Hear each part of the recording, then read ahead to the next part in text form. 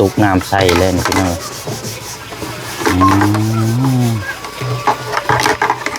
โอ้เนาะตัวนี้ที่หัวจนรุดอันนี้เนาะเลยสิปิดนี่ได้สะดุน้ำมันสิอยู่บ่นี่อยู่บ่เลยเอาไงค่ะล้างถ้วยบ่นี่นะเลยเอามันโมเมนต์ถ้วยได้ถ้วยอันมันเป็นยางโฟมหรือว่านี่นะเลย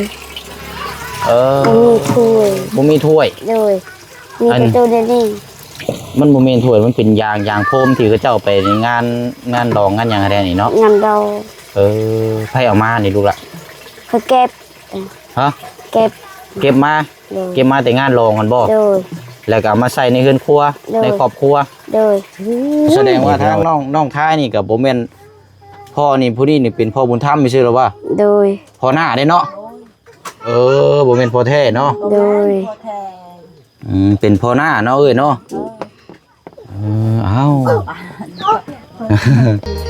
จะ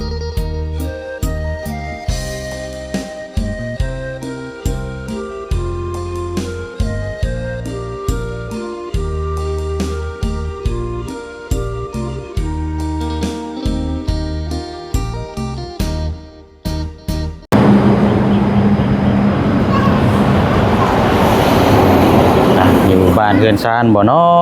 าะสำหรับทางน้องน้อยหรือว่าน้องท้ายพี่น้องเนาะทางผู้เป็นเอื้อยกับเป็นน้องไม้เนาะน้องไม้กับน้องท้ายพี่น้องเนาะที่พี่น้องนั่งรอติดตามแล้วก็ให้ความสนใจเนาะเมื่อวานนี้ก็มีคอมเมนต์เข้ามาหลายอยู่พี่น้องเนาะก็ติดกันเนาะพี่น้องเนาะครับเขตของทางพุทุอาเดียแล้วก็เป็นบ้านใกล้เฮือนเคียงกันครับทางน้องดาน้อยนี่แหละพี่น้องเนาะพอดีกับมื้อนี้กับสิเข้าป้าเยี่ยมมายามมาอัปเดตเป็นครั้งแรกเนาะสำหรับทางเขตของทางน้องทายพี่น้องเนาะกราบสบายดีและสวัสดีพ่อแม่พี่น้องเบิดสู่ขู่สู่คนพบเจอกันอีกคือเก่าคือเดิมพี่น้องเนาะมื้อนี้ก็ถือว่าเป็นอีกเคสหนึ่งเนาะทางพี่น้องให้ความสนใจแล้วก็อยากให้มาติดตามเบิ่งทางบ้านเฮือนซ่าเล่านี่แหละพี่น้องเนาะสำหรับทางน้องทายเนาะเรื่องเล่านี่คร่าวๆกับทางน้องไม้ผู้เป็นเอื้อยนี่ก็พ่ออีกคนนึงเนาะน้องทายหรือว่าพ่ออีกคนนึงอยู่นี่เนาะหรือว่าจังใดก็เดี๋ยวถามทางน้องเพิ่นก่อนเนาะเพราะว่าทางน้องเพิ่นนี่ก็เว้าเป็นภาษาลาวเฮานี่ก็เพิ่นก็เข้าใจง่ายอยู่เนาะพี่น้องเนาะเดี๋ยวถามความการกินการอยู่ในครอบในครัวเขาเจ้าเนาะแต่ละมื้อแต่ละวันนี่หากินอาชีพแบบใดเนาะเป็นที่หลอกที่ดินพี่น้องเนาะโซนสิ่งที่เฮายืนอยู่ตอนนี้ก็เป็นเจ้าของที่ดินเดียวกับทางที่บุเชียงซื้อให้ทางประตูอาเลียเนาะเมนบนเลยพี่น้องเนาะจะมีการปรึกษาก็ต้องเรื่องที่ดินที่ทางนี่แหละพี่น้องเนาะโอ้โหพี่น้องสบายดีเอ้ยสบายดีโดยอันนี้ทางแม่น้องทายบ่โดยโอ้ยเนาะเฮ็ดยังเนาะนี่เฮ็ดกินยังเอ้ยกูดโดยอันนี้ก็เฮือนอีกหลังนึงเนาะใช้อันน้องทายเพิ่นอยู่ไสโอ้อยู่พี่บ่เดี๋ยวเฮาว่าเบิ่งทางนี้ก่อนเสร็จเด้อเอาไปหน่อยนี่แหละเนาะหลังน้อยๆนี่แหละเนาะโอ้ไม่เนาะโอ้ไม่ลายแท้นี่พี่น้อยอยู่พี่บ่ซะนี่เอาสบายดีลูกสบายดีโอ้คัดกระตุกเนาะกระตุกมันเก่าบัดนี้คือคัดดูละหัวก็จนรุดอันนี้เนาะเอาเนาะคัดแปลงอันกระตุกนี่คัดแล้วไปอันใส่น้ำกินใช่ไหมลูกโอ้เบิ่งเลยเอาไปเชียงเงินหนึ่งไหมโอเคมีกระตุกมีกระตุกใส่เนาะโอ้โหได้นี่พี่น้องจนเขียวเนาะ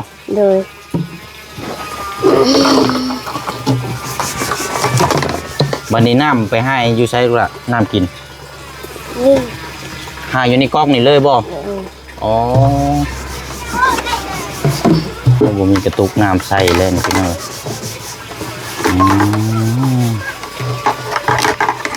โอ้ โอ้เนาะตัวนี้ที่หัวจนรุดอันนี้เนาะ เลย สิปิดนี่ได้สะดุ อืม น้ำมันสิอยู่บ่นี่ อยู่บ่ เลย อยู่เฮือนนี่บ่ได้มีครูบ่มีครูหาบบ่ในเฮือนเจ้า บ่มี เอ้าเนาะ มีแต่กระตุกมันนี่ มีแต่กระตุกตัวนี้เนาะเออน้องล่าน่ะชื่อน้องทายแม่นบ่ เลย อันผู้เอ้ยน่ะชื่อไม้เนาะ เลย ผู้เอ้ยไปใช้สะดุล่ะ ไปลินเมื่อยไปหาหน่อไม้ เอามื้อนี้ก็ไปคือกันบ่ ลีบ่ อยู่เพื่อนวันนี้เมื่อย โอ้เมื่อยเนาะ โดย โอ้ยเมื่อยเป็นอยู่บ่นี่ฮะเมื่อยเป็นอยู่บ่นี่ เป็น เอาไงจ้ะล้างถ้วยบ่นี่นะ โดย เอามันโมเมนถ้วยได้ถ้วยอันมันเป็นยางโฟมหรือว่านี่นะ โดย มี ถ้วย บ่มีถ้วย โดยมีแต่ตัวนี้ มันโมเมนถ้วยมันเป็นยางโฟมที่เขาเจ้าไปในงานดองงานหยังอะไรนี่เนาะ งานเรา ไผเอามานี่ลูกละ เขาเก็บ ฮะ เก็บ เก็บมาแต่งานรองกันบ่ โดย แล้วก็เอามาใส่ในเรือนครัวในครอบครัว โดย นี่พี่น้อยมีอยู่3อันเนาะ โดย บัดนี้เจ้าสิล้างบ่บัดนี้นะ โดย โอ้ยเนาะเอา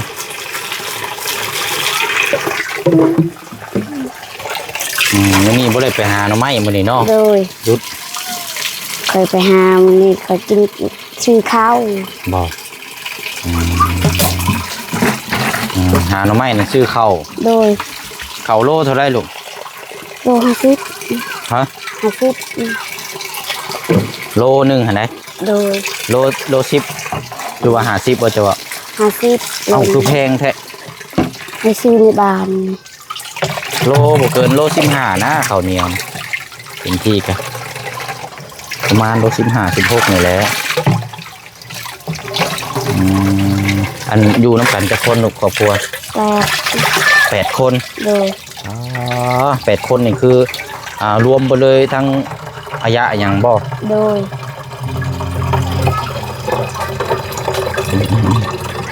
อันนี้น้ำกินน้ำใส่ก็อยู่ในนี่เลย โดย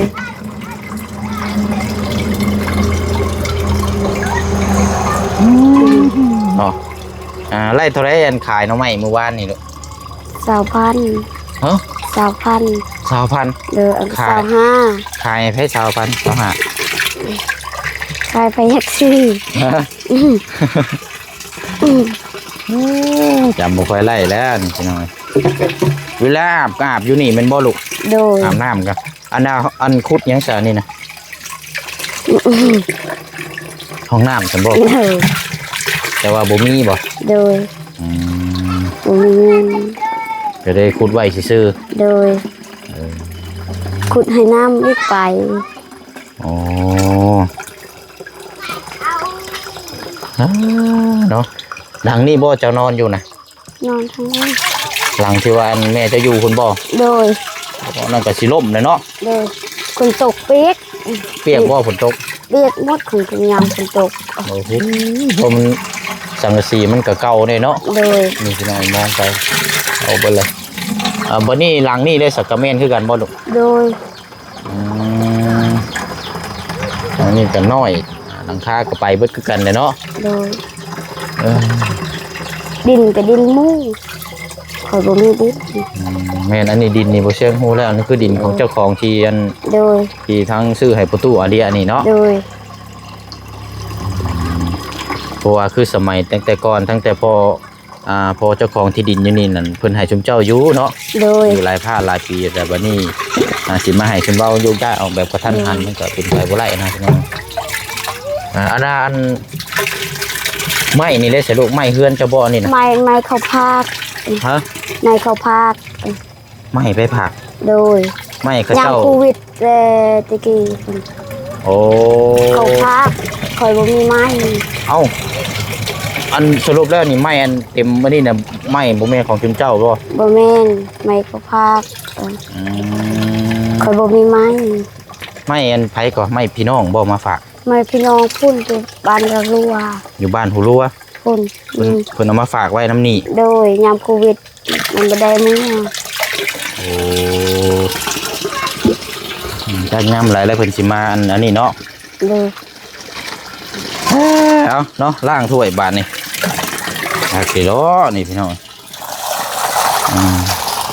ยันเนาะล้างถ้วยล้างบวงแต่ว่าสิ่งที่มองเห็นนี่คือที่นี่ติเนาะมันบ่แม่นถ้วยพี่น้องมันเป็นถ้วยโฟมถ้วยยางที่เขาเจ้าไปงานดองงานแต่งอย่างนี้ที่แล้ว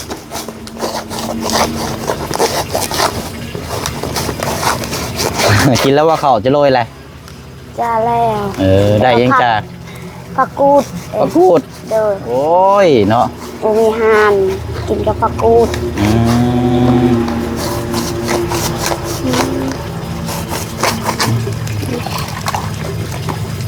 เคยกินกุ้งกินหยังอยู่บ่ลูกกุ้งทะเลหรือว่าเป็นพวกปลาหมึกปลาหยังสิเคยกินอยู่บ่ บ่มีเงิน โอ้ บ่มีเงินอยากกินโอ้มีเงิน แต่ว่าหูจักอยู่เนาะ โดย อันน้องท้ายนี่อายุจักปีแล้วลูก 11 ปี โดย เข้าโรงเรียนอยู่บ่ลูก เคยเข้าก็ออกป.3ที่ซอยเวียกพ่อแม่ อ๋อ แล้วค่อยออกป.3 ที่นั่นเจ้าเรียนอยู่ โดย เรียนอยู่ป โดย .3 แต่บัดนี้ออกมาซอยเวียกพ่อแม่ก็บ่ได้เข้าไปเลยบ่ โดยซอยพ่อแม่บ่มีข้าวกิน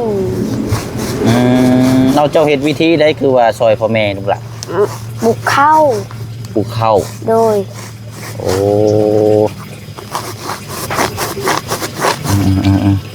แต่ว่าอ่านออกเขียนได้อยู่บ่ลูก อ่านบ่ได้เขียนบ่ได้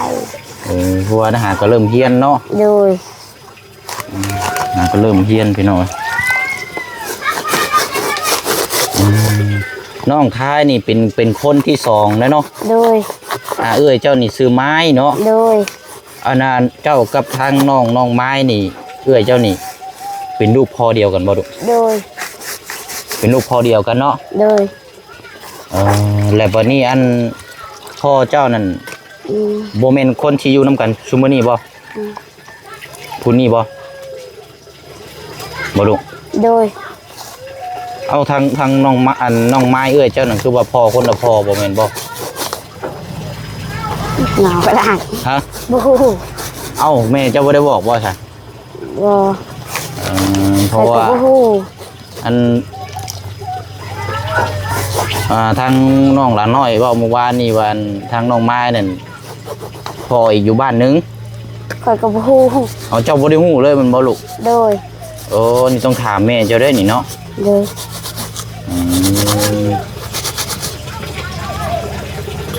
โอเคเดี๋ยวเจ้าล่างนี่เลยจังขึ้นไปถามพูดคุยกับทางแม่เจ้าเนาะ โดย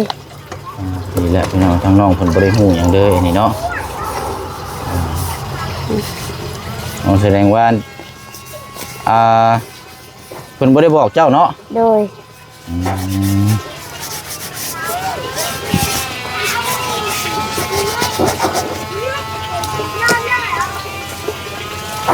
อเค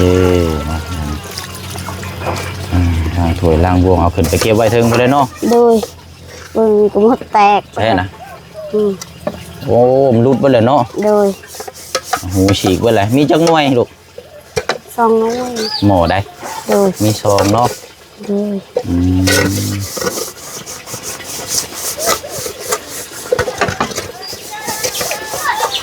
มีน้องน้ำกันจะคนลูก 3 จะมีน้องน้ำกัน3คนบ่ โดย น้องมันผู้หญิงบ่คือผู้ชาย ผู้หญิง2ผู้ชาย1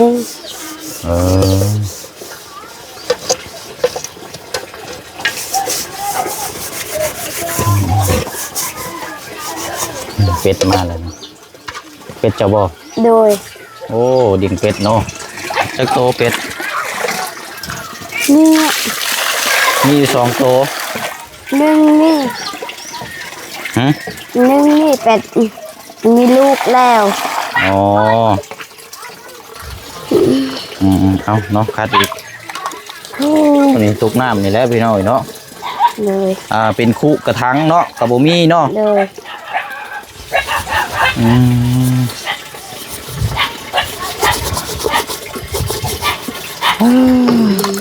อัน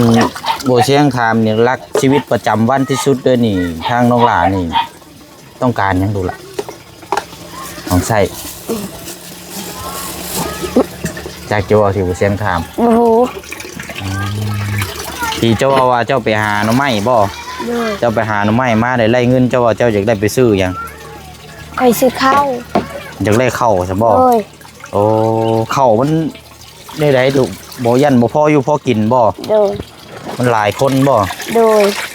เออ อยากได้ข้าว ขอน้ำบ่พออยู่พอกินเนาะ โดยอืม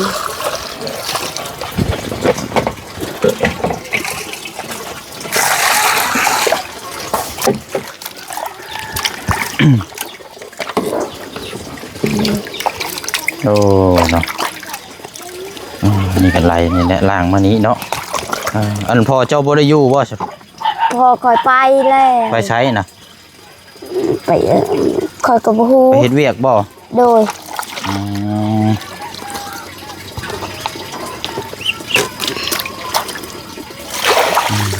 โอเคบัดนี้เนาะขึ้นไปไหว้เดี๋ยวเป็ดมาเหยียบอีก ปิดไว้ก่อนบ่น้ำเอาปิดไว้ก่อนก็ได้เนาะ โดย ใช้ดังไรเจ้านอน นอนนี่ ทางนี้บ่ จุกจะนะ โอ้เนาะไปบ่เลยนี่เนาะ โดย เชือกมัดทึกอันนี้เนาะ โดย โอ้นี่คันเตะนี่รุดนี่เลยเนาะ โดย ทุบเราเล่นนี่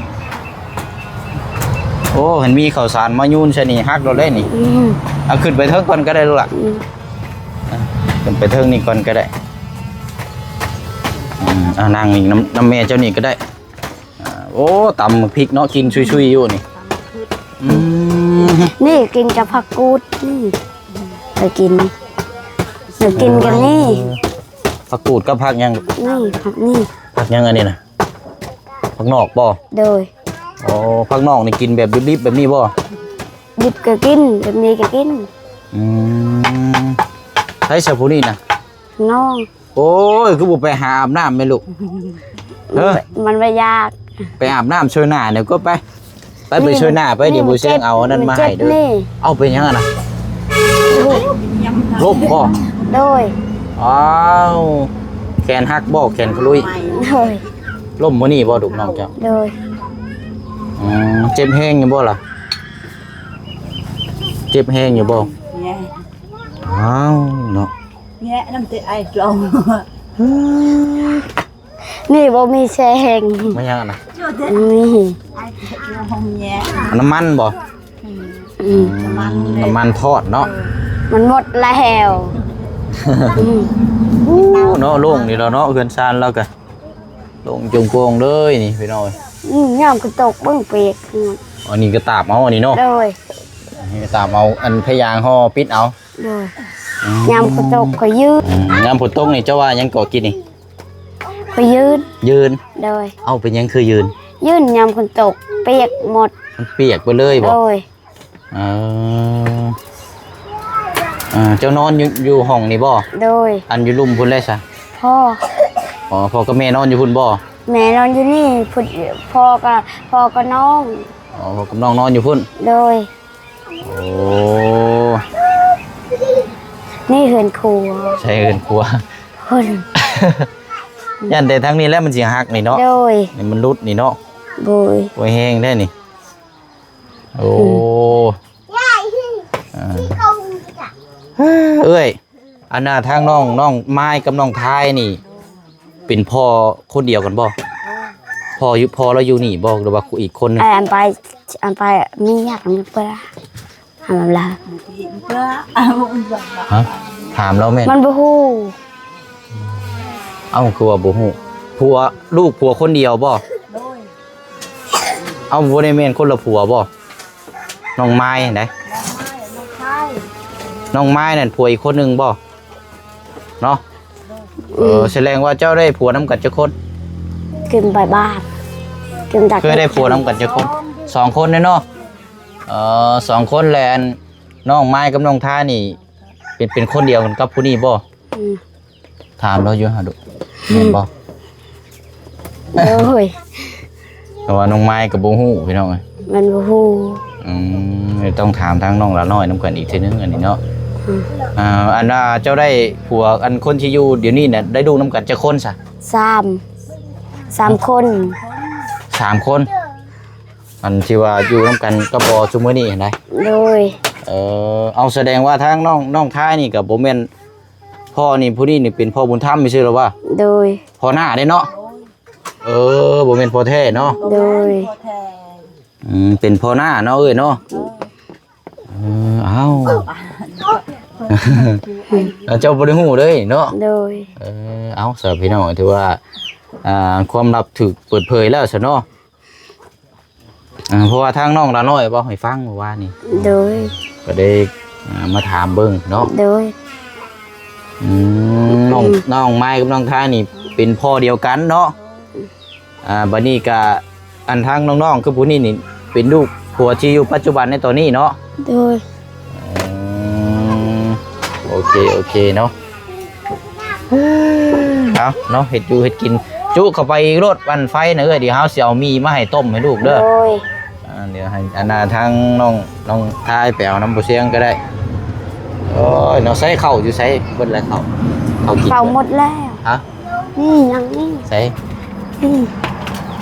นี่เขา ทำไมไทย ข้าวแบบบ่ทันนึ่งข้าวแบบข้าวสารให้ได้ดุ บ่มี วัตถุนี่บ่ โดย โอ้ยเนาะใช้หักเข่าเปิดเลย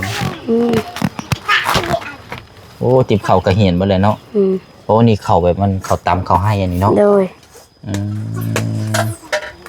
โอ้ยเนาะเลยเข่ามายูนใส่เฮือนแล้วเลยพี่น้องแม่ก็3 4 ศอก เคยตามเมื่อวานนี่เคยตามข้าวปุ๊ก ตำข้าวปลูก โดยบ่มีข้าว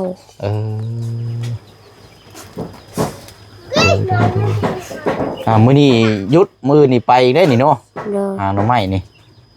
โอ้คือเอาไว้ดูกะ พ่อแม่ไปปลูกข้าวหมู่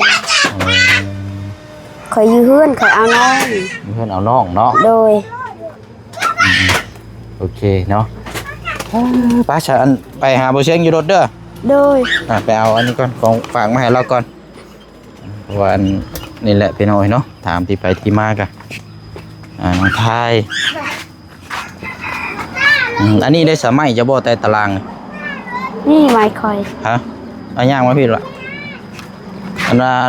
นไม่เจ้าตัวเสานี่บ่ โดย อันตัวทางในหันบ่แม่นบ่ บ่แม่น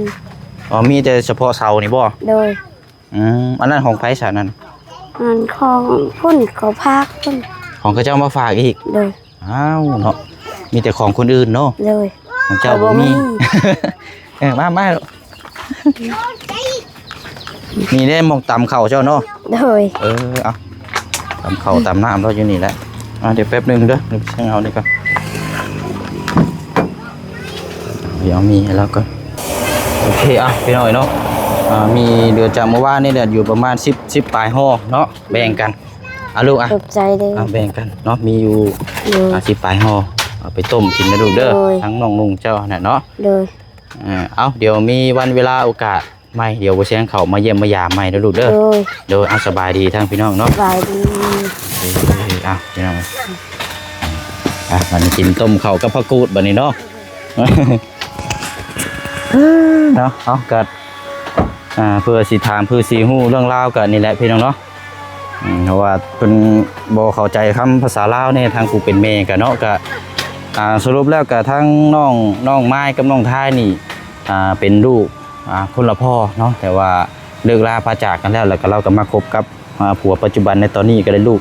นำกันอีกเนาะเท่ากับทั้งน้องไม้กับน้องท้ายนี่เป็นกันเชื่อว่าเอิ้นพ่อหน้าเนาะอยู่นี่กับพี่น้องเอ้ยเอาก็เดือนซาล้านแป้นก็คือพี่น้องเห็นนี่แหละพี่น้องเนาะนี่แหละเนาะเป็นไม้ถอกขอบตาก็เป็นของข้าเจ้ามาฝากไว้เป็นของครอบครัวข้าเจ้าเนาะของสำเรากับบริมีอย่างพี่น้อยมิแต่หาอยู่หากินเลี้ยงปากเลี้ยงท้องแต่ละวันกันเขาน้ำสปาก็แทบจะบ่พออยู่พอกินเนาะเอาจังได้ก็ฝากพี่ฝากน้องทางผู้ใหญ่ใจบุญพิจารณาเบิ่งน้ำกันอีกเป็นอีกแค่นึงเนาะพี่น้องเนาะอันนี้ก็เฮาได้เข้าถึงนึกลับเจาะลึกเบิ่งแล้วก็โอ้ยพี่น้องเนาะการกินการอยู่ของใช้ต่างๆเป็นถ้วยบ่งอย่างสมพี่สมพันธ์พี่น้องเนาะถึงสิเฮาเห็นนี่แหละพี่น้องเนาะมีแต่ว่าก็ขึ้นกับพี่กับน้อง ทางพี่น้อง FC